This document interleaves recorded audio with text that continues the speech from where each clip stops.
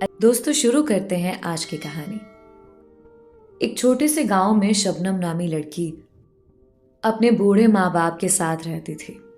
शबनम बहुत खूबसूरत थी।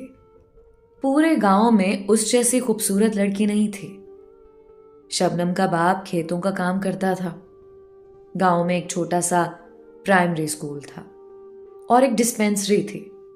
डिस्पेंसरी में अच्छी तरह इलाज नहीं होता था, पर गांव के लोग और कर भी क्या सकते थे। एक दिन एक नया डॉक्टर आ गया जो जवान और खूबसूरत था।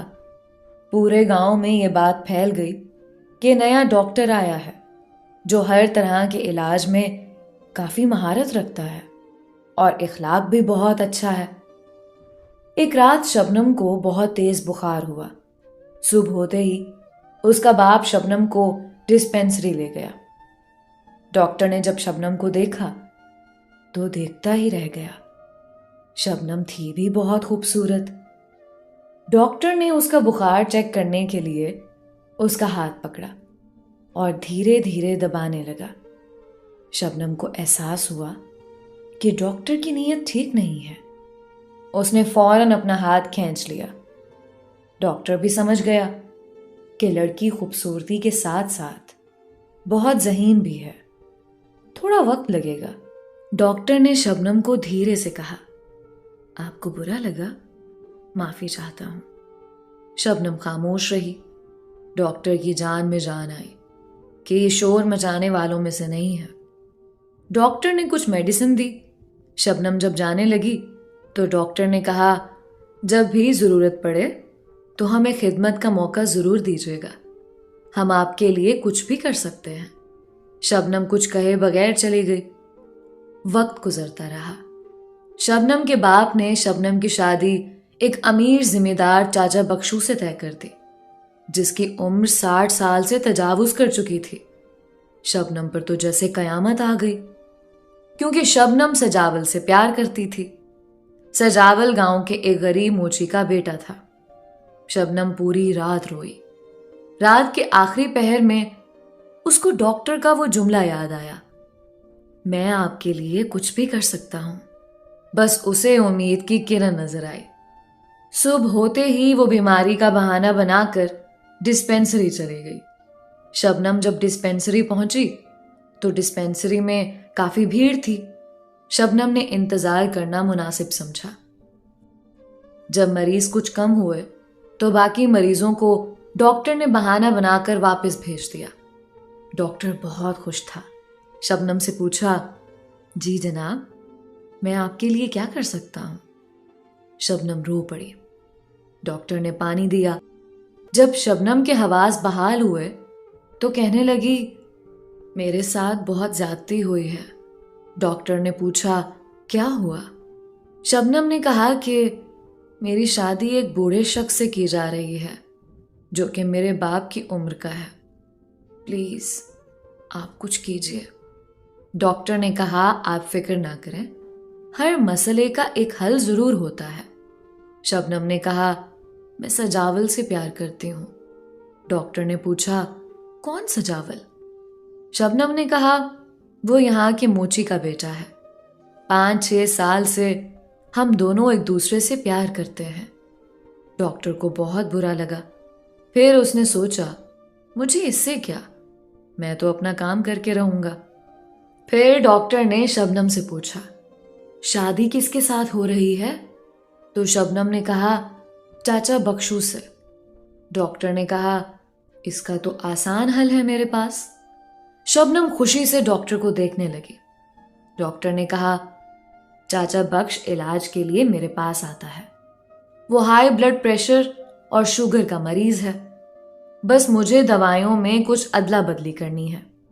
वो ज्यादा दिन नहीं जिएगा। शबनम तशक्कुर आमेज निगाहों से डॉक्टर को देखने लगी। डॉक्टर के चेहरे पे एक शैतानी मुस्कुराहट आ गई और कहा, इसमें मेरा क्या फायदा? शबनम ने कहा, काम हो जाने पर मैं आपका काम कर लूंगी। और डॉक्टर से वादा करके चली गई। कुछ दिन बाद गांव में ये बात फैल गई कि चाचा बख्शू बहुत सख्त बीमार है और इसी बीमारी में उसकी मौत हो गई। डॉक्टर इंतजार करता रहा पर शबनम ना आई। शबनम की शादी उस मोची के बेटे से हो गई। शबनम बहुत खुश थी। फिर पता नहीं शबनम को किसकी नजर लग गई। मोची का बेटा, जिसका नाम सजावल था, बहुत बीमार हुआ। लोगों ने मोची को मशवरा दिया कि शहर वाला डॉक्टर डिस्पेंसरी में है, जो कि बहुत अच्छा इलाज करता है। आप इन्हें उसके पास ले जाएं। मोची ने अपने बेटे को डिस्पेंसरी वाले डॉक्टर के पास ले जाने के लिए कहा। शबनम को जब पता चला तो उसके रोंगटे खड़े हो गए। शबनम ने कहा, नहीं, किसी और डॉक्टर के पास इसको ले जाना पड़ेगा। मोची ने शबनम को डांटा। पूरा गांव डॉक्टर से बहुत मुतासिर है और तुम कह रही हो कि ये डॉक्टर सही नहीं है। शबनम खामोश हो गई। फिर कुछ देर बाद कहा, ठीक है, पर मैं भी आपके साथ चलूंगी। तीनों डिस्पेंसरी रवाना हो गए। डॉक्टर ने जब शबनम को देखा तो आंखों में शिकवा किया। शबनम को भी अपना वादा याद आ गया। डॉक्टर ने मोची को दवाई लेने बाहर भेज दिया। सजावल अपनी तकलीफ में था। उसकी आंखें बंद थी। डॉक्टर ने शबनम से कहा, अब फौरन मेरा काम कर दो, वरना मैं इसका इलाज नहीं करूंगा। शबनम रोने के अंदाज में हाथ जोड़कर माफी मांगने लगी। खुदा के लिए मेरे शौहर को बचाओ, आज मौका नहीं है, 2-3 दिन बाद मैं जरूर आ जाऊंगी। डॉक्टर ने कहा, चलो ठीक है, पर मुझसे और इंतजार नहीं हो रहा। शबनम ने हाँ में सर हिलाया। इस दौरान मोची दवाइयां लेकर आ गया। डॉक्टर ने कुछ इंजेक्शन लगाए और कुछ जरूरी अद्वियात देकर शबनम से कहा, परहेज का ख्याल करना। शबनम समझ गई। वो तीनों घर चले गए। सजावल पहले दिन से काफी बेहतर महसूस करने लगा। शबनम भी अपना किया हुआ वादा भूल गई। कुछ अरसे बाद पूरे गांव में हैजा का मर्ज फूट पड़ा। शबनम को जिस बात का डर था वही हुआ। सजावल भी हैजे की जद में आ गया। मोची ने सजावल को डॉक्टर के पास ले जाने के लिए कहा। इस बार शबनम के औसान खता हो गए। शबनम ने पूरी कोशिश की डिस्पेंसरी ना जाने की, पर और कोई ऑप्शन नहीं था। मोची ने बहुत गुस्से में शबनम से कहा, तुम मेरी मां मत बनो। जो भी डॉक्टर के पास गया है वो ठीक हो चुका है। पता नहीं तुम्हारा दिमाग खराब हुआ है कि क्या मसला है। शबनम खामोश हो गई और फिर कहा, चलो ठीक है, मैं भी तुम लोगों के साथ चलती हूं। डॉक्टर को हैजे के बारे में पता चला था। वो शबनम का बेचैनी से इंतजार कर रहा था। शबनम जब पहुंची तो डॉक्टर की आंखों में गुस्सा और शिकवा महसूस किया। डॉक्टर ने जल्द मरीजों को रुखसत किया और सजावल को लिटाया, जो कि बेहोश पड़ा था, और मोची को जानबूझकर ड्रिप और दवाइयां लेने के लिए काफी दूर भेजा। शबनम डर की वजह से सहमी हुई खड़ी थी। माथे पर बार बार पसीना आ रहा था। डॉक्टर बोला, अब आया ना ऊंट पहाड़ के नीचे। शबनम जमीन को देख रही थी।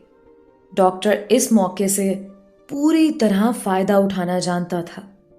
मसला काफी गंभीर है, इसकी जान भी जा सकती है, डॉक्टर ने फातिहाना अंदाज से कहा। शबनम को अब सारे रास्ते बंद दिखाई दिए, फिर भी कोशिश की। डॉक्टर साहब, 3 दिन बाद मैं आऊंगी, पक्का? डॉक्टर बोला, नहीं नहीं, अब मैं इतना भी बेवकूफ नहीं हूं। शबनम को कुछ समझ नहीं आ रहा था कि क्या करूं। उसने एक और पैंतरा आजमाया। अगर सजावल को कुछ हुआ तो पूरे गांव को चीख चीख के बता दूंगी कि बख्शू को तुमने मारा है। डॉक्टर के होंठों पे एक शैतानी मुस्कुराहट फैल गई। पूरे गांव को पता है कि बख्शू बीमार था, इसलिए कुछ दिन पहले उसने वसीयत भी लिखवाई थी, और अगर वो बीमार होता भी नहीं तो तुम्हें पूरे गांव को वजह भी बतानी होगी। शबनम बोली, डॉक्टर तो मसीहा होता है, तुम कैसे डॉक्टर हो? डॉक्टर बोला, औरत जात भी बहुत नरम दिल होती है। तुम कैसी औरत हो? अपने प्यार के लिए एक बेगुनाह शख्स को कब्र में धकेल दिया। अब फैसला जल्दी करो, मोची आता ही होगा। मैं अंदर जा रहा हूं, चाहो तो सजावल के इलाज में मेरी मदद करो, नहीं तो कुछ भी हो सकता है। सजावल से इतना प्यार करती हो तो इस प्यारी सी जिंदगी में मुझे बस 10 मिनट दे दो और बाकी की जिंदगी सजावल के साथ गुजारो। तुम्हारी जिंदगी पर असर नहीं पड़ेगा, क्योंकि गुनहगार हम दोनों हैं। और दिल में सोचा कि ये मेरा पहला गुनाह होगा, क्योंकि बख्शू इत्तेफाकिया अपनी मौत मरा था। और अंदर जाने लगा। शबनम की आंखों पर अंधेरा छा गया। वो भी एक हारे हुए जुआरी की तरह पीछे पीछे चलने लगे। कुछ दिन बाद सजावल बिल्कुल ठीक हो गया। ठीक क्यों ना होता, शबनम ने उसकी जिंदगी की पूरी कीमत चुकाई थी। दोस्तों, ये थी आज की कहानी। अपनी राय का इजहार कमेंट्स में ज़रूर किया करें। मिलते हैं एक नई कहानी के साथ। तब तक के लिए